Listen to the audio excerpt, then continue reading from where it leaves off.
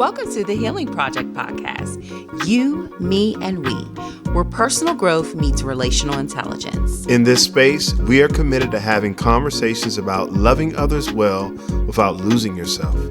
I'm Jefferson. And I'm Rosa. And we are the Joneses. Spiritual leaders, entrepreneurs, and emotional health advocates. Well, what's up, everybody? Welcome back to the Healing Project podcast. You, me, and we. I am Coach Jefferson. I'm Coach Rosa. And we're excited to be here for another episode, y'all. I'm super excited about this one. This one is very special. I have the privilege and honor to interview the most dynamic and amazing woman that I know, woman of God that I know, my wife, my best friend, my only lover, and so much more, Rosa Nicole Jones. And Rosa, she has, babe, you have, such a heart for people. But that same heart has had to learn when to pour out and when to pull back. Amen to that. And tonight, you guys, she's gonna share some of that process with us. So, we're gonna jump right into this, and I'm coming strong. I'm coming hard with the questions, and I want to see if she can handle these questions that I got coming at her. All right, now bring it. Bring it. You ready? I'm ready. All right, we're gonna see. All right, here we go. So, yeah, these first couple of questions, I feel like starting, just dealing with some early, like your early awareness, some family roots type questions. So I'm going to start here. Would you say you've always been someone who gives a lot of yourself to others? And where did that start for you, if that's the case? I would definitely say yes. And I think that, like a lot of women, even as young girls, I was socialized that way. I think that's where it comes from. It's just like, being a woman in this society, my mother, my grandmother, aunts, family friends, when you're a little girl and you're watching these women, the reality of it is that the type of women that I grew up around with and the women who were my role models were people, they were women who definitely put others before themselves. And so I think that it was something that was modeled, and that was a norm. And I think probably an expectation in regards to like roles and responsibilities. And so I think that I got it honestly. Okay. Yeah, with getting it honestly, like who would you say, when you think about, these women, who would you say were at the forefront of that for you? Yeah, I would definitely say women in my family for sure. Like my mother, she was definitely a giver and still is a giver. 4 children she and my father had together. They were married for 10 years and divorced. And, just the way that she gave to us, and then also the way that she gave to my father, he struggled with addiction. And, if anybody knows anything about that sort of lived and life experience, it's really impossible for someone in addiction to function without somebody who's enabling, right? And Mm, so I think, a lot of times in their relationship, it was blurry between supporting and enabling. And so I definitely saw a lot of that in the early years when I think back. I also think about my grandmother. I love my grandparents, God rest their souls. They were just some of the, and because I'm always telling you yeah, stories about yeah, you them. always talking about them. I am always talking about them. I miss them with my whole life. I'm named after Mm, my maternal grandmother. Her name was Rosa. My oldest brother is named after our grandfather Albright. So it's yeah. funny. We were just like little versions of them, mini versions. But they were, definitely socialites in the Black community and the Black church. They worked hard. They shared everything that they had with others. There were people who were wise with money and they saved and they gave. They gave to the church, they gave the community. They were always looking out for people, especially my grandfather in particular. Man, he could never go anywhere and meet a stranger, and he always had something to give to someone. He was always Mm, bringing things to people or learning about a need and filling it. My grandmother always had plenty of food and was inviting people over and being a blessing to people in the community. And so, most definitely from them as well. They were givers. They really loved us mm. and they loved others well. Wow, that's so good. And I can just see you in that, and how you express that and just like being a giver. And I think that's, important in this episode. It is learning to love others well without losing yourself, right? Right. And as I It's, sit here and I talk about my grandparents, for me, there's just a lot of pride in that. I think I mm, definitely took pride in, and I still do, in who they were as people and what they modeled to me. And I definitely, as a young person, wasn't very aware of maybe some of the ways that they may have overdone it with their giving, mm, but it mm, definitely was a sense and a source of pride in regards to seeing them the way that they flow within the context of family and community, the pillar of strength that they were, and really wanting to embody and emulate that. mm. That's so good. So good. Um, so yeah, we're talking about this giving, and we know that um, love, love should be. I'll say this: love should be in the foundation, should be the driver of our giving, and that's not always true. And so I want to talk to you in this, about love, responsibility, and sacrifice. Yes. So looking back, what early experiences shaped how you saw love, responsibility, or sacrifice? Yeah, I mean, just so many, different things that kind of, played a role in that. I think, definitely having a father who was in addiction. I think that love, responsibility, and sacrifice, they were always, kind of intertwined in terms of just trying, my mother, I think, trying to do the best that she could to care well for us, to be aware of him and his needs and his struggle, and to have grace for him. And, kind of riding those lines, if you will, because sometimes those places can get murky when you're dealing with someone in addiction. And, I think that it can be a really challenging thing to do. But I think that I learned very on, just how to figure out and find my way, in regards to trying to strike that balance. And, I think trying to be as faithful as you can in regards to love and commitment for people that you really care about, whether they be your friends or your family members or whatever. So I think, for me, even earlier on, I think I just took relationships seriously, connection seriously. My friendships and my relationships, whether it be my friends or my family members, they've always have it's meant something to me. And yeah, how do you kind of balance those things out? I just, to my dear audience, y'all pray for me. I'm looking at this beautiful face, and my wife is stunning, and she's like glowing right now. So y'all pray for me to get through this interview. Help him, Lord. Help him, Jesus. So yeah, you mentioned your dad, you mentioned the addiction, you mentioned your grandparents. So tell us just a little about your upbringing and what it love looked like in your home growing up. Yeah, I think growing up in our home, of course, mom and started out with mom and dad and four of us kids. And like I said, my parents were married for 10 years and then divorced. But, and before they separated, I think growing up, love to me was like spending time together and doing things together. Mm, My mother in the early years, I remember her staying home with us.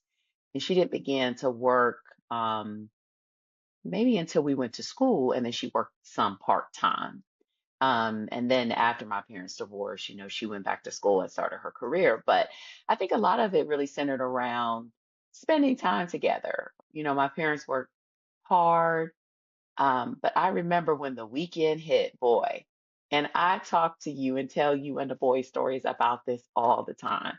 And now, we live in the Atlanta area, and two of my aunts are here. So we have these conversations and we reminisce all the time. It's like when Friday hit in my family, it meant that we were going to go out to family and we were going to do something together. My dad was taking us to have dinner out on Friday night.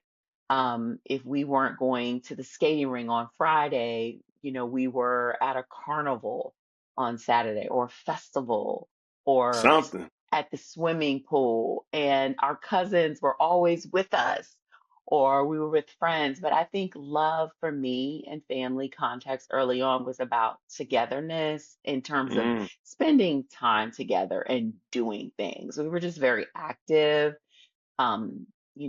every Sunday at my grandparents' house. Every weekend is with family and friends. And so I think that was a big part of it. I think that's what I learned. It's about being together, having fun together, and enjoying each other, even if you get on each other's nerves along. Uh, yo, that's good. That's funny. It made me think about, so to our audience, we have like a family chat on our phones, but then we also have one on IG. And so our boys sent us this reel, and it's like this girl sitting at a table, and her cousins are up dancing and just wilding out. And the boys were talking about where they could see themselves in the reel. And it was just funny to think about that dynamic, and just how we have been intentional about positioning them to have these opportunities as much as we can Yeah. to connect with their cousins. Oh, absolutely. Yeah, for sure. Because we don't live close by to Right. cousins that are their age. I had the privilege of having that as the dynamic until I was about 9. And then after that, we moved away. But it's just something special. It really is. Hmm. Yeah. So since we're talking about family, how would you say your family influenced your beliefs about strength, emotions, or being needed? Oh, that's a good question. I think definitely within the context of my family, on any and every side of my family that I can think about, it's just we identify ourselves as strong people. Mm, um, period. People in my family, they work hard, they get their education or they learn their trade or their craft in life, and they work they work and do whatever it is necessary to build for them, their families, to build for themselves, to try to be responsible and capable adults. And so I think being strong is definitely a part of the identity on my family, on both my mother's and my father's side. So I think that piece comes honestly. I also think just given the era in which I grew up in and just kind of where we are in the world, I think we're just in our country and culture are just getting to the point where we're normalizing conversations about emotions and mm, emotional experiences and emotional worlds. I would not say that, type of conversation was really a big part of a whole lot. I mm, think that was definitely probably very similar to other people who grew up in the 80s and 90s and are now, adults or whatever. I think that's something that we're coming more into um, in this day and age. So I think just definitely a lot of emphasis on being strong, holding things together, and being loyal for sure. mm. That's good. Yeah, that loyalty, being strong. Um, so, just how, you talked about, strength and, for you as a woman, how have you seen that play out for you in your upbringing into, say, like your adult life? and then even relationships. I think that it's I've always seen myself as strong. That's not changed. I think Facts. I think that the way that it has definitely evolved, Mm. over time in terms of what I think about or how I define what strength is, I think I should Oh, that's say, good. right? And so, yeah, I think that it's just something that has evolved. I think that the strength as a part of my identity and as being a woman has always been there. But the way that I see that has just evolved over time and really just expanded more to include um, more of myself and my own needs, and not just strength in regards to what it is that I can do for others and in support of others, right? But also in regards to caring and tending well to my own soul and Mm. cultivating a life that I believe that is worthy of the one who has called me. So it's just evolved. Ooh, that's good. I like that. So now we're getting into, you talked about like, what you're called to, just how that has, strength in relationships and how that's evolved.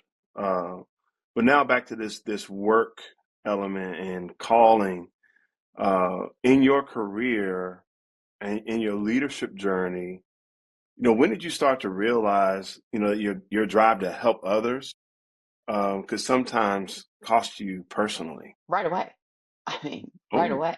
Yeah. I mean, I started my professional career when I was 23, 24 years old. So very young, got a bachelor's degree, went right away, got a master's degree, and then started working as an administrator at a research university, a very large research university. And in my role in particular, I served students, particularly undergraduate students and first year students. And it was a predominantly white institution with very few people of color. And so, as a woman of color in an administrative role, there was just definitely a lot of need and a lot of expectation and pressure and weight. And so I began to feel that immediately, um, mm, and was very aware that, my ability to help others from the beginning, that it was going to cost me something. mm. I don't recall a time where I was not aware of that. What is that though, baby? What is that element? I want to focus in on that phrase you said. I don't really know a time where I wasn't aware.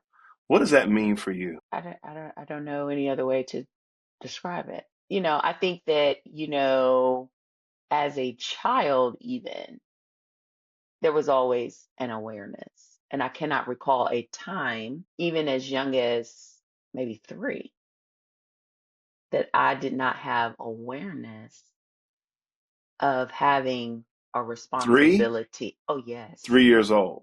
3.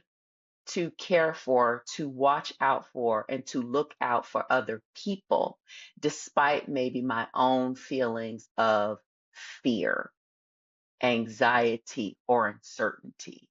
For Despite me, those things at that this age. 3, 3 years old, I was very Sheesh. aware.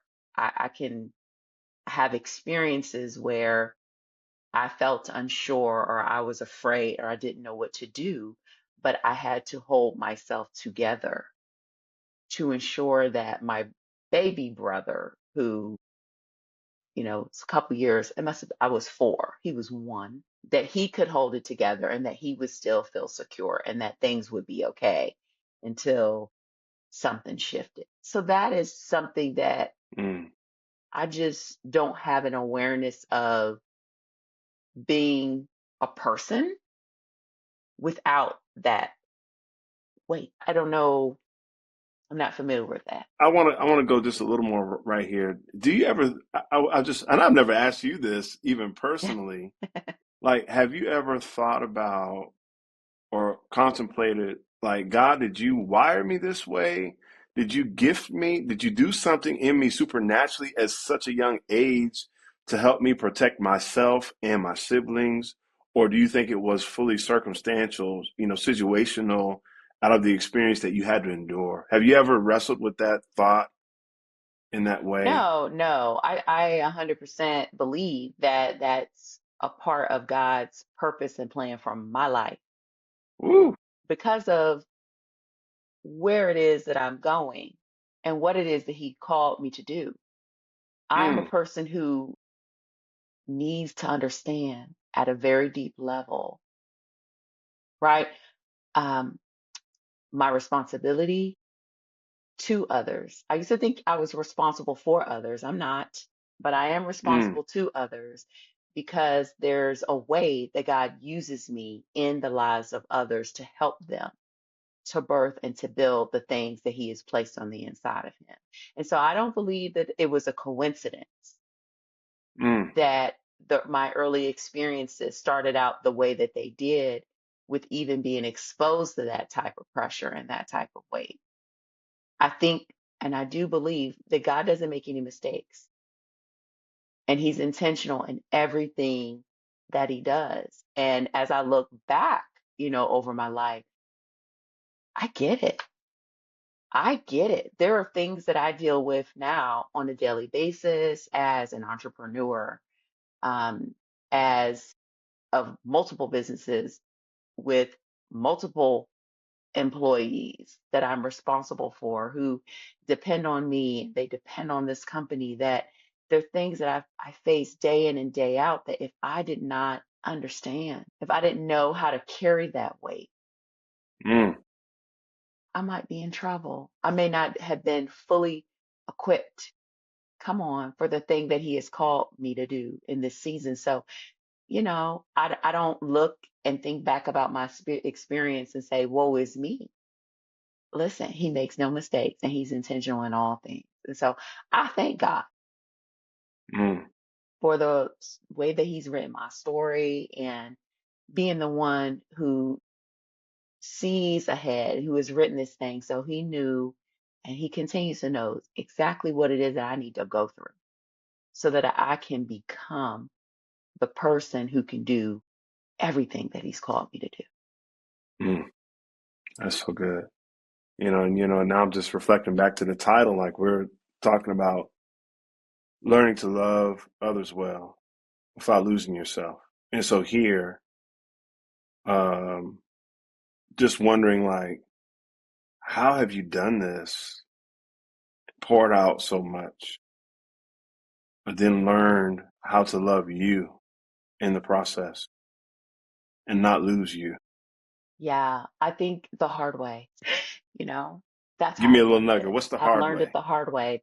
The hard way is through experience. I haven't had the fortune of in the earlier years of my life anyone who uh, could come alongside me and say, hey, you really need to also look out for yourself. Hey, you should make sure that you're paying attention to these things concerning you and how you're doing and how you're navigating, and not just what it is that you can do for other people. That's And good. again, like I said earlier, I don't think that that was a part of the way that we talk to one another, whether it be in the context of family, community, or the church. People weren't talking about taking care of yourself and looking out for yourself, in addition to looking out for others. That was not a part of the language that we used. So I think I learned the hard way, which is through experience and, having multiple times and seasons in my life where, I would just burn all the way out. I would just give until I had nothing else to give over and over again. It would just be, I would do that on one job and leave and get to another job and be like, yes, okay, finally, things are going to be better. And no, they weren't. It turned into the same thing all over again. And then I would leave and eventually go somewhere else. And, ooh, this is such a fresh start. And guess what? I would do the same thing over again because I was not aware. Mm, I didn't have the awareness. And so if you're not aware and you don't understand what it is that you're doing behaviorally that leads to your burnout, you can't stop.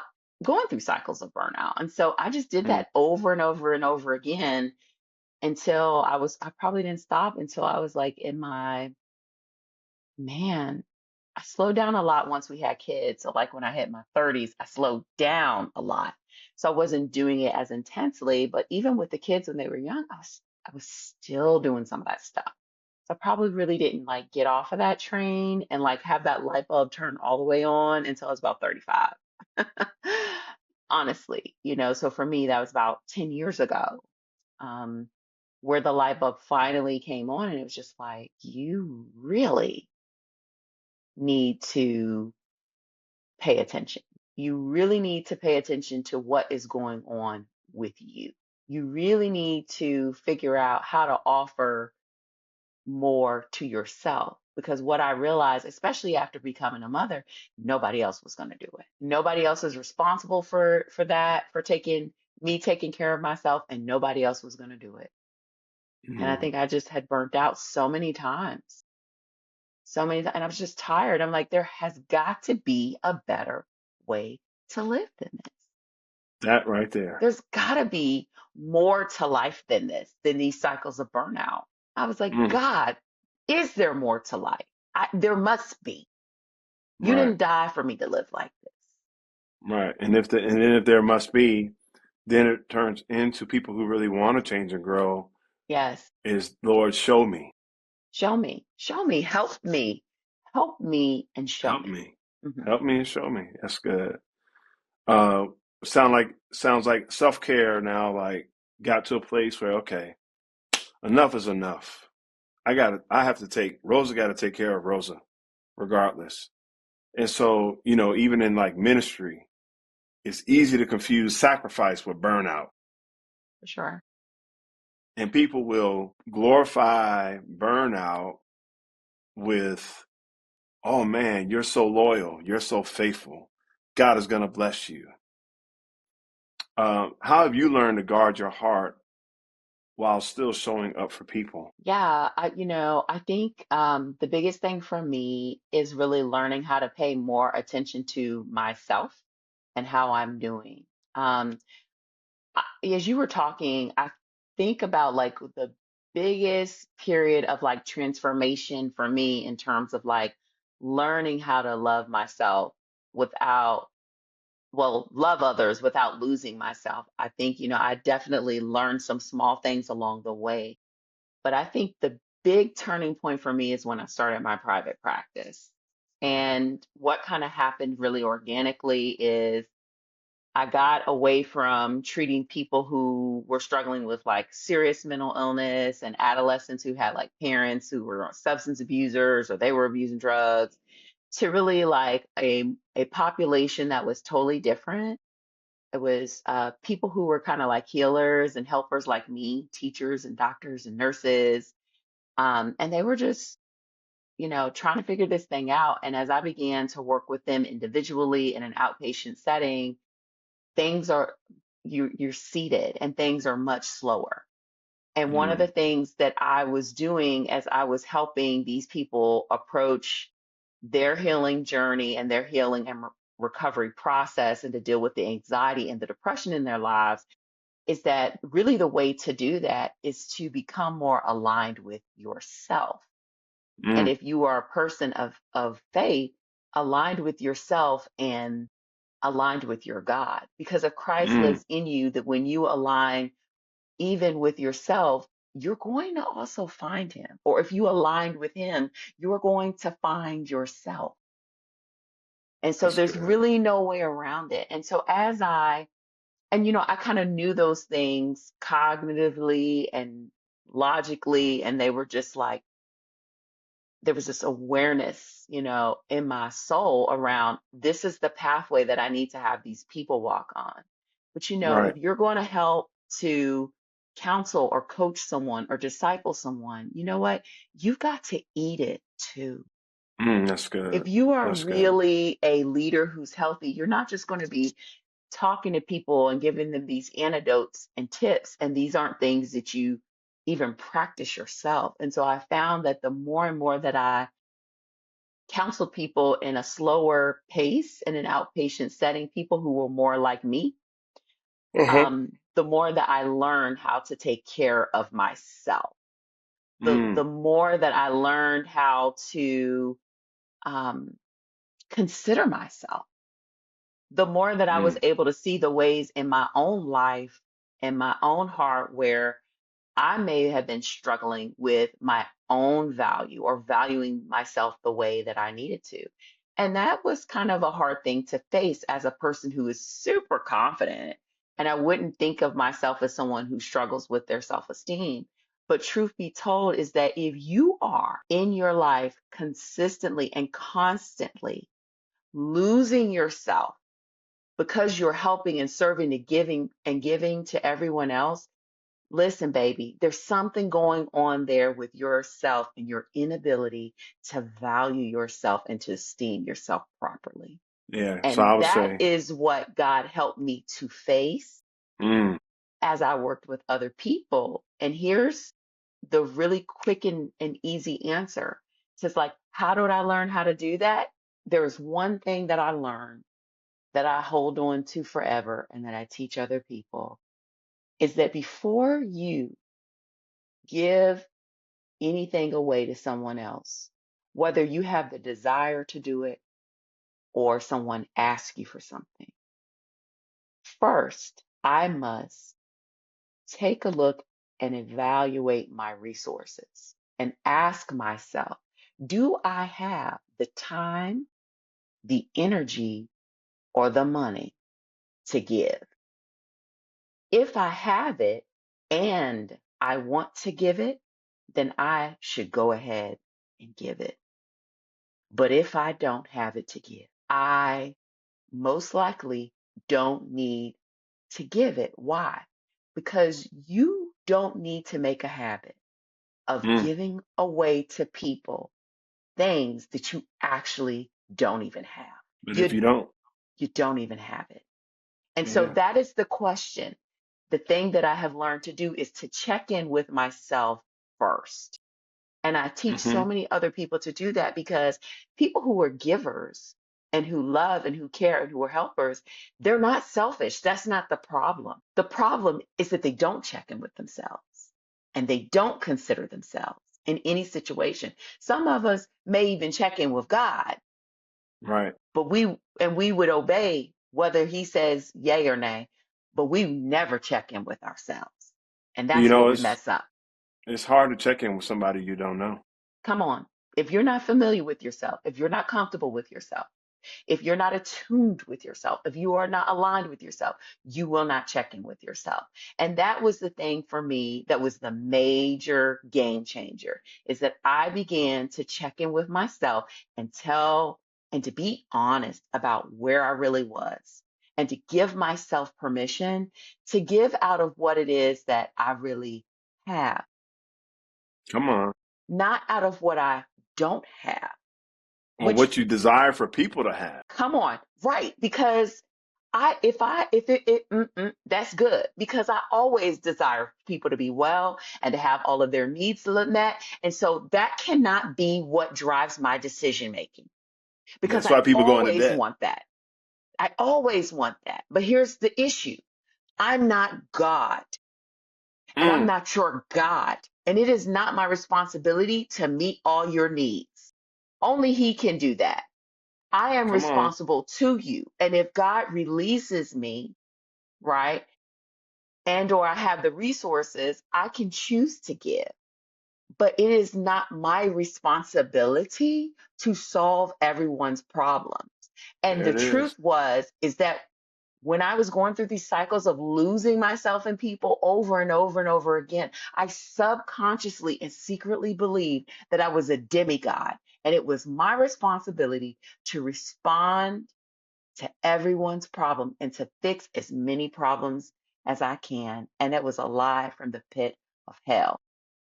That's so good. I think, yeah, you, it's like you nailed a question that I was thinking and you summed it up because I wanted to talk to you about, learning to love well without losing yourself in context of marriage and just other close relationships, right? And you just You summed it up, Yeah, you and I know. think the reality of it is that whether it's your marriage or friendship or relationship with a family member, let me be honest and let me be clear. There are people who benefit from you losing yourself. There are people who in your life who benefit from you not having any boundaries, who benefit from you not respecting your own limits. So one of the things that happened is that I got awakened, more awakened to my God-given value. Come on. Talk about it. And I began to set healthier boundaries for myself, right? Hmm. And with other people, because see, you don't develop boundaries to manage and control other people. If that's why you're doing it all wrong. Boundaries are for you to learn how to manage and control your own life. And when I started doing that, let me tell you, there are some people in my family who got really upset about that. They got really upset about me no longer willing to go over and above and beyond and give out of what I don't have, whether it be money or time or energy, so Come that their on. need can be met. And then what you discover is that some of these attachments that you have, it's really just about people relying on you to do things that they need to be doing for themselves. And it's actually not high quality intimacy. And so it did challenge relationships with people in my family. It did challenge Hmm. some of my friendships. It did challenge some relationships with people that I work with. Hey, it even created challenges between you and I, you know? Hmm. And I Yeah. know we've talked about those things, and I'm sure there are plenty of those things that'll come out as we journey on this podcast, because that's why we're here. Yeah. But this is what I'll tell you. It was one of the, it was, it's been challenging and it's been painful at times, but it's been one of the most liberating experiences of my life. Learning how to simultaneously love and think about and care about myself and other people at the same time. Yes. It has set me free. Free. Yeah. It has set me free, and it has opened me up to having greater levels of discernment around relationships, being Hmm. able to better understand sometimes what the motives and the motivations are, Hmm. even Yeah. unspoken, in regards to relationships and how people move. And it Yeah. allows me to save my energy and to That's really good. be more cognizant about where and with whom I am making deposit, That's good. Yeah. You because made me not think. everybody cares about you taking care of yourself. Some people really All what right. they care most about is getting what they can out of That's good. You made me think. NO you. will show you how much a relationship can grow. Absolutely. Right. And the Because this ones comes who've back to grown with me boundaries. have grown with me. And the ones who Right. cannot, guess what? Maybe we're still in relationship, but we don't have the same type of intimacy. But you Right. know what? That's fine with me, because what I realized is that there were some people who, maybe they felt like it was a close relationship, but the reality of it is that if I were honest, I wasn't really enjoying the relationship. Yeah. Right. And people who can't handle, listen, guys, people who can't handle your no cannot handle the authentic, truest version of who you are. Absolutely. Yeah. And I just got to the point where I wanted to be honest.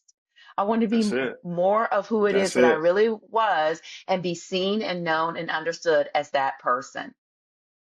Yeah. Right? Because That's if there's good. not room for that, then are we really close? No. Like we could just go to the movies or No. have coffee, but we don't need to talk Right. about the ins and No. life Mm-mm. outs of my life, because you don't want to Hmm. know me. Right. No.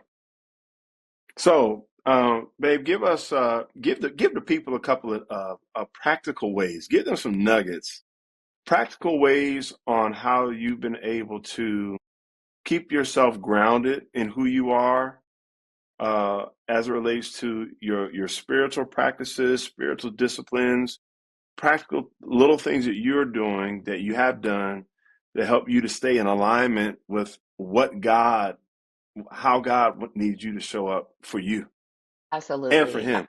Yeah, there are a lot of things that I do.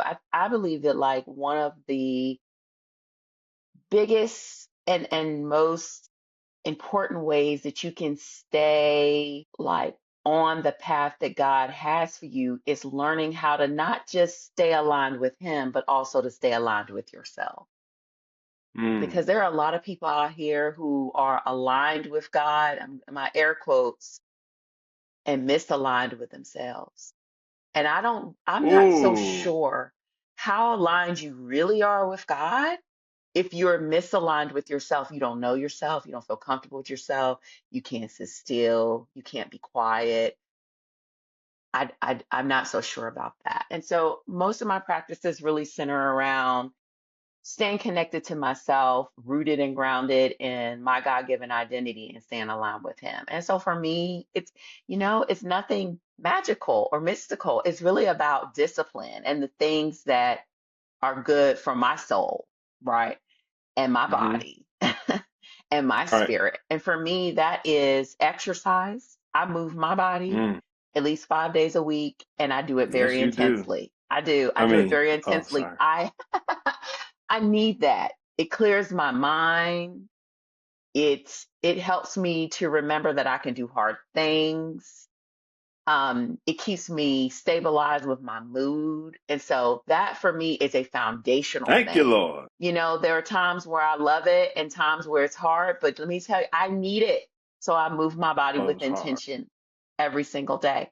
Um, I also have time of prayer and devotion. Mm-hmm. Most every day, Monday through Friday.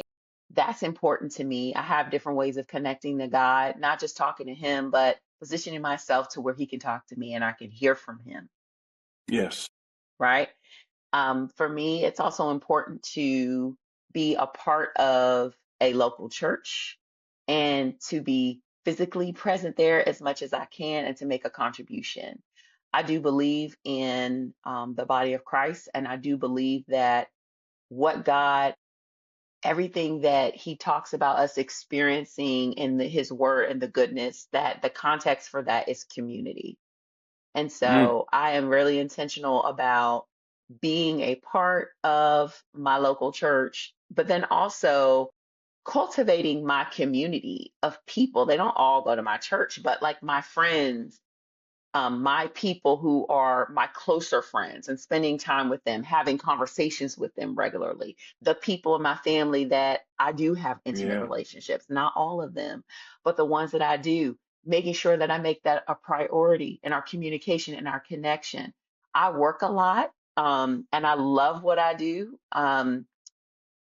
And because of that, I have to make time to rest and time to play and time to have conversations with people, Mm. conversations that have nothing to do with my work. That is a part of how I stay aligned with myself and stay grounded and So fun good. with our date nights and um, Yeah. my rest and my relaxation by giving myself time on Saturdays to do no work and to sleep as much as I want And and do what you want to do do what I want. I go on vacation with my friends. I go to the spa. and leave me at home. I leave them at home. I go have meals by myself sometimes. I go out and have meals with friends. I travel. I do the things that are good for my soul, that keep me aligned with myself and they keep me aligned with, Mm-hmm. And align with and your they keep man. me aligned with others, Right. healthy people. Come on, other Healthy healthy people. people. My God. That's so good. Let's get this, even a little more personal as it relates to family. So, like, when you think about your sons or any other people that you would consider your children, because it's not just the boys, and anyone else watching your life, um, what do you want them to learn about what healthy love really looks like? To me, it's really simple. Healthy Do love, tell. yes, healthy love is a space where you can simultaneously love yourself and someone else at the same time. Ooh, It's that simple. There's enough space for me to care about me and be who I am, and for you to care about yourself and me to care about you. Those things don't have to be in competition. That's healthy So, all love. right. So how do you know when that's out of balance? Real quick. I mean, there are all kinds of ways. You know, it's out of balance when you're in relationship with someone and you really aren't able to be yourself. Mm, You're not able to talk about the things that are important to you. You don't share what you think or how you feel. You always have to put their needs first. mm. You are always giving, and they are typically always taking. They do not show up for you. You're the one who's showing up for them. Need I go on? I know some people might want you to, but they're gonna have to Right. stick with us to get Right. more. They don't have positive words of encouragement to tell you. They may be acting like they're joking, but they say things to put you down, discourage you. They don't believe in your dreams. They don't listen to you. Yeah. All right. So, man, we can go on and on and on. I would love for you to drop a line or two on how learning to love yourself well without losing yourself has brought you closer to God's purpose for your life. Man, I would not be where I am today if I Mm, had not learned, one, that I needed to level up in my self-love game.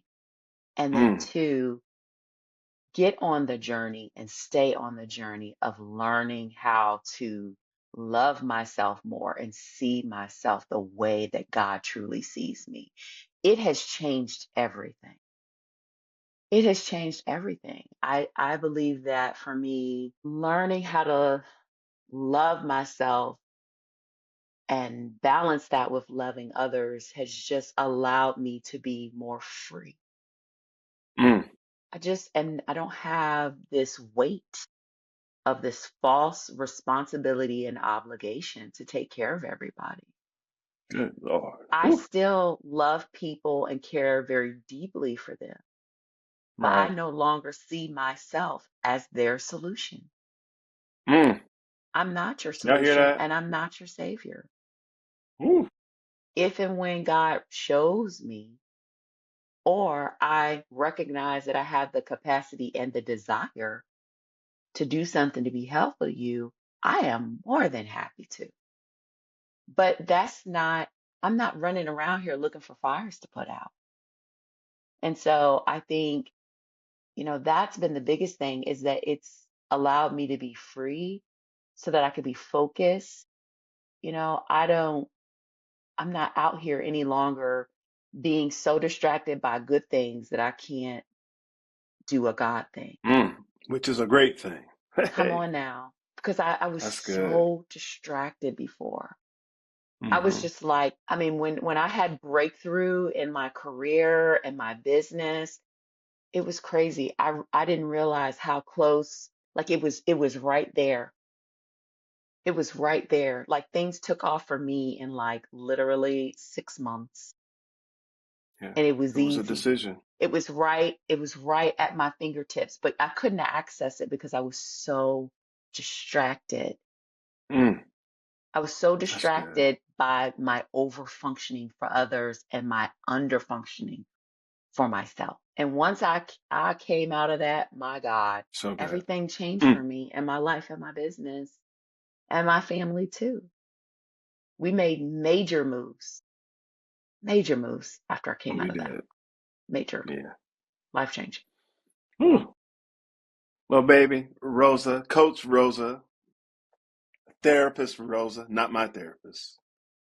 Uh, I just want to thank you, and I'm sure all the people want to thank you for sharing just your heart, just being vulnerable and open about your journey.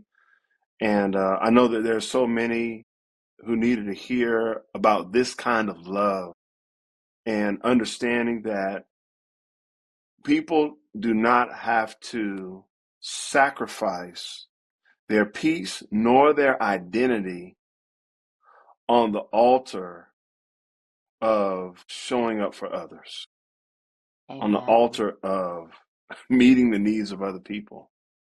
right? There's balance in that. And so, God, he never, ever asks us to lose ourselves for love. He asks us to love others as ourselves, Amen. right? And Jesus, Jesus said that we are to love others as he has loved us. And that is an unconditional love.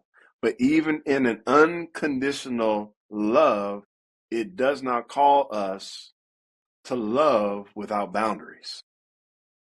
Unconditional doesn't mean love without boundaries. Amen. And people get those confused. They do. They certainly Do you do. have just like a one line to share with the people before I pray? Well, this is what I wanted to share. I actually wrote a book called Rediscovering You. It's an active spiritual journey towards embracing your most authentic self. And so, if you're really stirred by the things that I've shared on today and this conversation between myself and Coach Jefferson, I encourage you to purchase the book and to read it because it will bless you. And really, what it talks about is this journey that I talked about today in regards to figuring out where you are and whether or not you esteem yourself the way that you really should. Mm, And the way that you really should is really all about seeing yourself the way that God sees you so that you can be free to do the things that He's called you to do. And the reality of it is that most of us don't esteem ourselves that highly.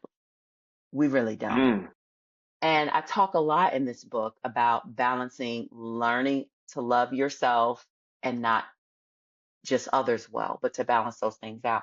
You can find that at thehealingpros.com/rediscovering you. That's what I'll leave with the people because it's a wonderful read that can be a tremendous blessing to anyone who just really identify with a lot of the things that I said, and they want to go a little further and figure out how to do that. It's mm. all in the book.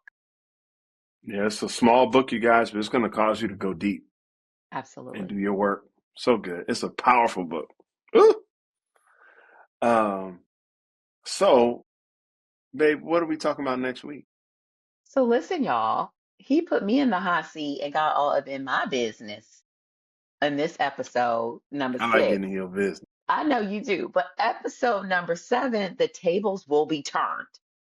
I will be interviewing Coach Jefferson and having this conversation about his story and us being able to understand a little bit about him and his background and his journey that he's on in regards to learning how to balance out loving himself and others well, how he's learning to love others without losing himself. Because that's what these conversations on this podcast, that's what they're all about. So you want to make sure that you tune in next week so that you hear what he has to say. It's going to be so powerful.